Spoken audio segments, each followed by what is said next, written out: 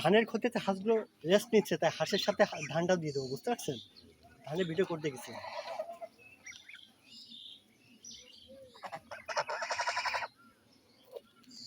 হাঁসগুলো সবসময় গোসল করতে হেভি ফর্সা, পরিষ্কার পরিচ্ছন্ন থাকে।